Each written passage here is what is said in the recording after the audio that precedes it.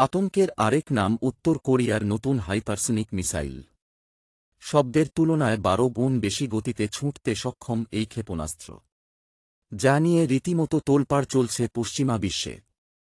কতটা ভয়ঙ্কর উত্তর কোরিয়ার নতুন এই মিসাইল? নতুন একটি হাইপারসনিক মিসাইলের সফল পরীক্ষা চালানোর দাবি উত্তর কোরিয়ার। পশ্চিমাদের জানান দিলেন নিজেদের শক্তিমত্তা। পিয়ংইয়ং থেকে ছোড়া মিসাইলটি রীতিমতো ঘাম ছুটিয়ে দিয়েছে পশ্চিমাদের। উত্তর কোরিয়ার দাবি, শব্দের চেয়েও ১২ গুণ বেশি গতিতে ছুটতে পারে নতুন এই মিসাইল। চোখের পলকেই ধূলিসাৎ করতে পারে শত্রুপক্ষের যে কোনো টার্গেট। কিম জং উনের দাবি, হাইপারসনিক মিসাইল ঠেকানোর কোনো প্রযুক্তিই নেই পশ্চিমাদের হাতে। মাঝারি পাল্লার এই মিসাইলটি কার্বন ফাইবারের তৈরি। এটি অ্যালুমিনিয়ামের চেয়েও বেশি মজবুত এবং হালকা বলে জানা গেছে।